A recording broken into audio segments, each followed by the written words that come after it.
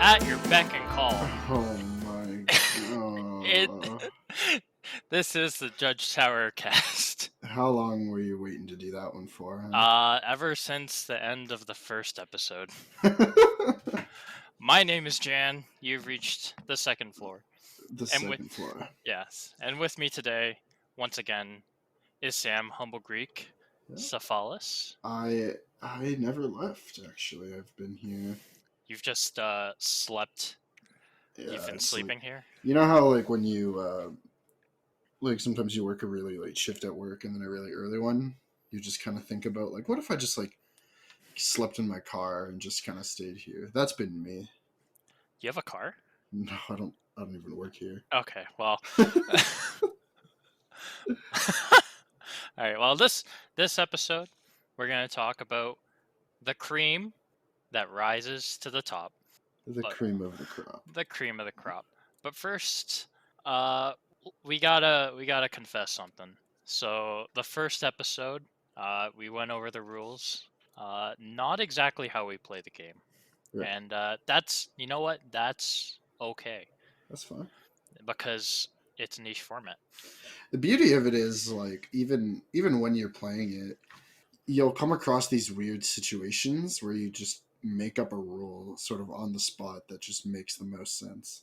There's no real like hard set rules or any specific way you should do things. Just whatever's fun and the most relevant to you. True. And with Judge Academy, notable not sponsor of this podcast, they had an event, I believe a couple months ago, where they had Judge Tower on cockatrice, and they said in the rules, if you can explain your way out of a situation, and people are okay with it, and then the game can continue. So, Yeah. but here, we're not going to talk about that. We're going to talk about what we're going to call the Calgary rules variant, Mm-hmm. mainly because we live in Calgary.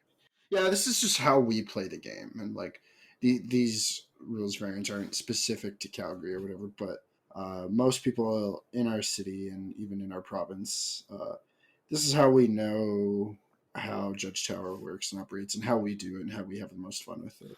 Exactly. So, basically, the biggest difference here is with the shame rules, I believe. Yeah. So we essentially we completely scrap the notion of like a shame counter, and what takes its place is pretty simple. You're in a 4-person pod, I guess, a 4-person group.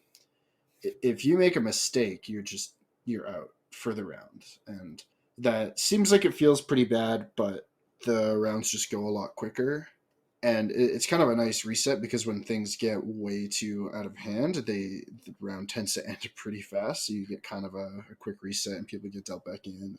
Also, if two players do end up going long, um, the rest of the players can kind of play a side game of Judge Yeah, Tower. yeah, So even more value there. absolutely.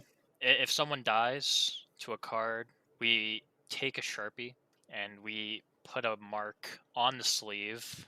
Yeah, In very rare circumstances, on the card. sometimes we just sign a card because Mm-hmm. let's say, you know, not going to name names here, but let's say your name is like Ken, right? And you just keep dying to a hypersonic dragon or something like that, something kind of vague. Yeah, Yeah, no specifics or anything. no specifics. No. Yeah. So Yeah, so basically, what we're kind of getting at here is that like a cool thing we do just for fun is obviously we use really cheap sleeves. The nice thing about Tower is like all your sleeves don't have to match, and then when someone dies to a card, they have the shame Sharpie, which is just a regular Sharpie, but when you get handed it, it's like a shame ceremony, and you have to put a mark on the outer sleeve of the card, and it generates a bunch of tally marks as people die to them, and it's always a good time when you see someone draw a card with 15 kills marked on it. They're like, "Oh no, like what am I missing here? This card seems easy." And right? something you brought up at some point when we were playing, um, you can really tell how angry someone was By the length of the Sharpie mark. by the length of the Sharpie mark. You can tell if they were on full tilt, or maybe they're like, that's okay. I died here. Hmm. That's fine. Or they just died by not tapping their swamp. Yeah, Um, precisely. so another thing, not all of us do.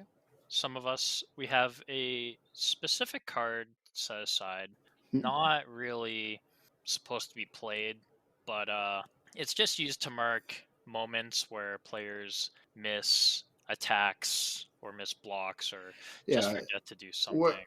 basically when you lose to something that isn't a direct result of a card, so like you forget to attack, you forget your draw step, you commit like a game rules violation, or you break a judge tower rule that isn't specific to a card, you get to put a mark on the foiled dumbass.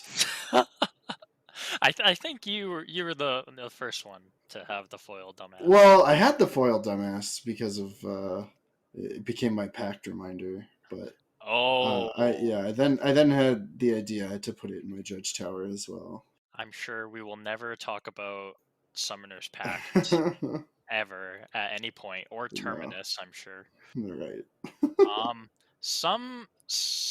this rule, the next rule here, a little very specific to myself because I hate everyone. We talked about last time how if a card has the word may, you have to do as much as possible. And then we talked about like, it doesn't specifically say all mays are musts, Yeah. but when we teach Judge Tower, we basically tell them all mays are musts. Uh, that breaks some cards. So Jen has taken this to an entire other level that nobody asked for. No, no one asked Nobody for. asked for. Uh, I'll give you an example. Hogak, for example, says you may cast Hogak from your graveyard on the first line of text on the card. So that means in Jan's Judge Tower, if you cast Hogak from your hand, you lose. Because it But translates to you must cast Hogak from your graveyard. Similarly, Meringue River Prowler. Meringue River Prowler reads, you may cast Meringue River Prowler from your graveyard as long as you control a black or green permanent. So if you control a white, blue, or red permanent that's not black or green, whatever, then you can cast it from your hand. But if you have this in your hand and you have a Dark Confidant, then you can't cast this from your hand. You can only cast it from your graveyard. This has gone too far, It really has. but I'm not going to turn back now. No, he can't. No. And this is a nice thing too, right? Different people have different roles between their judge towers, and that kind of stuff just needs to be made clear. If someone does something in my tower that they thought was a rule because it was in someone else's tower, I'll usually just let it slide because it's no fun. It kind of defeats the whole purpose. But stuff like this, you can always make up your own stuff and die in whatever hole you decide to dig. That's true. Yeah. Oh, one more thing that I didn't add to the show notes, but just thought about is the idea of activating abilities as soon as possible. Oh yes. That includes mana abilities. So if you have you activate abilities in bottom up order. So if you have any sort of creature land where the creature become a creature ability is on the bottom, you specifically need to announce that you're activating the ability, you're activating the non mana ability, and then using its mana ability to pay for that because that's technically faster. It happens sooner rather than it would if you activated the ability and then responded to it by tapping it for mana. Yes, i.e., Treetop Village. Treetop Village. It's the one that came up. Mm-hmm. So now that we've gotten that out of the way, um, let's take a look at our main topic, the cream of the crop. Absolutely. The cards that are just the chef's kiss in the Mm-hmm. Judge Tower arsenal. Yes. I believe we will start off with a card that really embodies Judge Tower as a Yeah. whole. So Blind Obedience is a 1 and a white enchantment with Extort, and I believe it reads creatures and artifacts your opponents control enter the battlefield tapped. Correct. Yes. So there's a lot going on here, but the reason why it's so good is that in Magic, it's your responsibility to remember your own triggers, but it's your opponent. It's both yours and your opponent's responsibility to remember static effects such as creatures your opponents control enter the battlefield tapped. So in Judge Tower, we kind of get rid of the fact that if you're the one who has an effect, such as blind obedience, if you control the blind obedience, it's on your opponents to remember the effect, unless you don't point it out, in which case you both lose. It's super interesting. It works just like Magic, right? If I have a blind obedience or just like competitive Magic, for example, if I have a blind obedience in play and you play Sensei's Divining Top, and you put it into play untapped, and we realize a turn later that it was untapped, and we call it Judge, both players in that situation are getting a game rules violation. However, if I, the controller of the blind obedience, recognize immediately that you didn't put it into play tapped, and I call a Judge, I'm not the one. I'm not getting a warning. Only you are. So it kind of functions the same way there. And the reason why blind obedience is so good is because of that. It's an ability that is always relevant and easy to forget, and it also has a trigger, which is different than the static effect staple to the card. A trigger on every card that you cast as well. So it's just gets in the way of everything that you and your opponents do. Yeah. It's involved in like everything. Yep. The next card is Mana Maze. This is Yes. 1 and a blue for an enchantment. Players cannot cast spells that share a color with the spell most recently cast this turn. So this one is just text for the sake of. I don't even understand why this card exists. It was printed in Invasion, Oh, so sure. this was like, very multicolored based. Yeah. They had weirder design sensibilities back in Right. those days. Well, thank God for that because it's incredible in this format. It's so good. You just have to pay attention to everything your opponents do and yourself as well. Mm-hmm. Knowing that colors, don't apply to non-colored artifacts. Mm-hmm. So you can in fact play a top followed by an Amulet of Vigor back to back, Yeah. but you cannot counter an Arcane Denial if you have Mana Maze in play or anything like that. It's just it's Yeah. just another card Mm-hmm. that gets in the way of everything. Yeah. Why don't you talk about this next card? So this next card is one of my least favorite cards that is in almost every Judge Tower I have played that is not my own, and that is Beck and Call. And the reason I'm not a fan of this card, I don't. I believe we talked about this a little bit in our last episode, but the reason I don't like this card is because it feels like you draw it and then you just lose on the spot. But the reason why it's so good is because it doesn't just read like, oh, draw 7, like, oh, haha, get rolled, like, now you lose. It creates a bunch of triggers, and when you're actually trying to survive the Beck and Call turn, you're constantly paying attention to how many triggers you have on the stack, how many things are on top of those triggers, whether or not you can respond to them, and then you get through the whole Beck and Call turn, and you kind of sit there for a second, and you look at the board state, you take it all in, and then realize that you forgot to tap a mountain or something ridiculously easy. So the card is good. Like it's not it's not just in there for the sake of being rude. It's a difficult card to kind of deal with, but it understandably has a lot of kills in almost every Judge Tower that it's in. I feel like there are multiple stages to Beck and Call. Your first interaction with Beck and Call is just drawing 4 cards straight up and then realizing, oh, I had an instance in the first 3, I lost the game or whatever. Yeah. I'll learn from this. Mm-hmm. And then you dig deeper and you either die or you live long enough to see yourself become the villain. It's always funny too because you survive the initial wave of the 4 cards, and then you realize that you still have, uh, I believe it's Beck active. The Yes, Yeah, yes. you still have the Beck effect, even though you're casting or putting other creatures into play. I believe it's actually casting. No, it's entering the battlefield. It's entering the battlefield. So It's as your yeah. turn goes on, because you've just drawn a million cards, you still have that Beck effect active. Beck effect. Oh no. Back effect. Yeah. We can combine this. Back. Right. Yeah, okay. The next one is a card that was recommended to me by one of the more veteran judges because of just how weird of an interaction it creates. It's Mm-hmm. called Fireman Angel.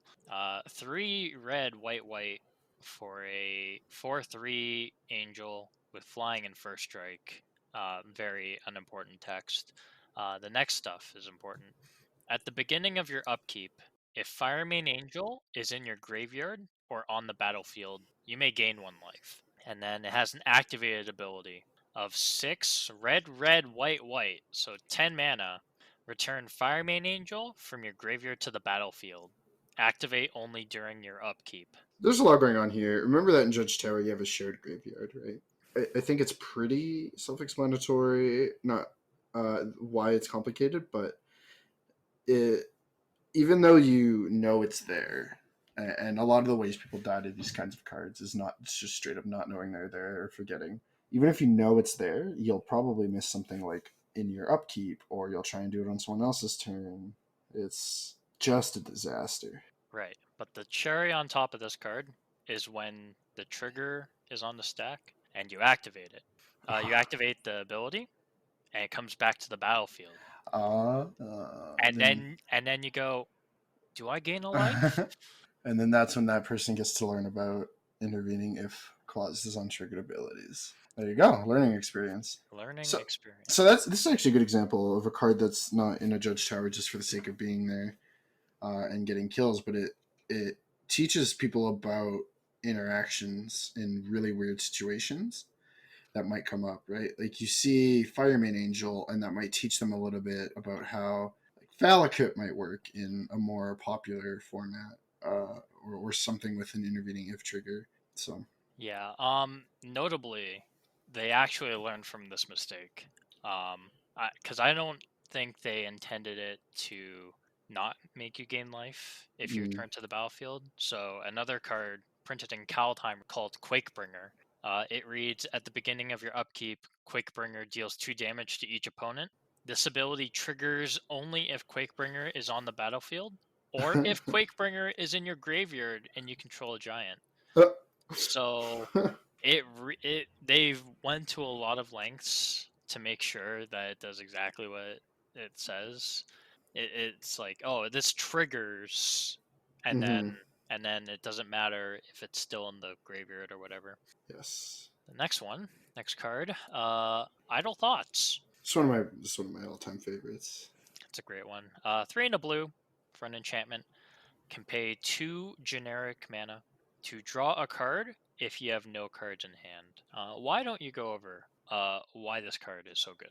So Idle Thoughts, as Jan just explained, has an activated ability, and we know that to activate abilities you have to pay their costs. And intuitively, it would make sense that you wouldn't be able to activate this ability if you had cards in your hand because that makes no sense. But that's not the case.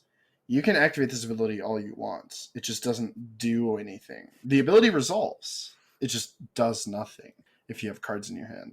So people will often try to activate it only when they have cards in their hands, and it contradicts other cards that say activate this ability only if you have no cards in your hand, for example. So learning that distinction can be painful for a lot of people.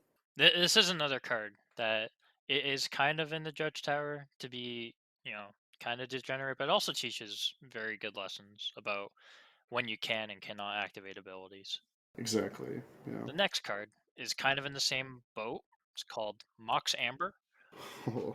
0 mana artifact. Legendary. You can tap it to add 1 mana of any color among legendary creatures and planeswalkers you control. Notably, you do not have to have any legendary creatures or planeswalkers under your control when you activate this, as Yeah. we have learned in Sa- Idle Thoughts. Same sort of thing with Idle Thoughts. You can tap Mox Amber for it to do nothing, Correct. which when you compare that to like Mox Opal, you can't tap Mox Opal without affinity, for example, or Metalcraft. Sorry. Yes. Yeah. And then the last card I have here, I don't know if you can think of any others, but I have a few. you have a few. Perfect. Yeah. The last card I have here written is Fleetwheel Cruiser. One of my recent favorites. This is a 4 mana artifact vehicle with Trample Haste. It's a 5/3. When it's a creature, when it enters the battlefield, it becomes an artifact creature until end of turn, and it has Crew 2. So you can tap any number of creatures you control with total power 2 or more, and the vehicle becomes an artifact creature until end of turn. This is an activated ability, by the way. So this kind of has two modes to it. When you don't have a creature, and when you do have creatures. Yes. When you do have creatures that can crew it, you play the cruiser, and the trigger goes on the stack, and of course you can activate the ability in response, and then it becomes crewed, and then the trigger resolves, and then you can attack with it because it has trample and haste, which are two kind of important keywords, honestly. Yes. But something special happens when you have no creatures in play. You can't crew it, so when it enters, it becomes an artifact creature. And then if people go to attack, you have to tell them they've lost because they could have crewed the Fleetwheel Cruiser with itself. Oh yeah. Because now they actually can pay the cost. Yep. It can crit itself. It can It crit can itself. You can crew itself. Yep. And these kinds of creatures that can target themselves, these are like they're kind of edge cases in competitive Magic, but Mm-hmm. there are some cards that can target something, but they Yep. can also target themselves. So you can be like, I'll redirect it so that it targets itself or Mm-hmm. whatever. And those are like the super tiny edge cases, but they can kind of get you ahead Yep. one of every 100 games or whatever. So I have, for anyone interested, we can put in the description of this video on our YouTube. Um, I have a not completely updated list of all the cards in my Judge Tower, and in that list, I have everything bolded that has more than 10 pips on it, more than 10 kills. Some of my favorites, some of my favorites out of those, I have it organized by creatures, enchantments, all the types and all that. Some of my favorites include Dead Ringers, which is I believe 2 and a black sorcery that reads: destroy 2 target non-black creatures, unless one of them is a color the other isn't. They can't be regenerated. And then they can't be regenerated. let's throw that last bit of text. Can't forget that one, right? No. No. Man, this card, when you see people draw it and they go, "What does this do?" and then you look at them and go, "I don't Well, know. I don't know. What does it do? What does it do?" And then they ask for Oracle text, and it's just the same. It's like, well, what does the card do? It's it's obvious. It's it's not. it's obvious. It's not. This card is less of a Judge Tower card, more of a reading comprehension exam. Oh, It's oh no. it's it's just a disaster, and it's good to have in there because reading the card does in fact explain the card, and when you're faced with a card you don't fully understand, being able to parse what's going on and kind of break it up into parts is a good way to go about understanding how the card works as a whole. I mean, you say reading the card explains the card, but then there's Illusionary There's a Mask reason why Illusionary Mask is not in my Judge Tower. because it's like $5,000. No, wait, how much? No, I don't think they're that expensive, but I mean, if we're talking cost, it's about it's like 2 mana, but uh, Ah, I'm just... that's what it feels to be on the other side. Huh? Another good one I have in here is Dredge, not the mechanic, but the card. The card, yeah. Dredge is a instant for a single black mana that says sacrifice a creature or land, draw a card. Now the catch is if you don't, it's not a cost to cast the spell.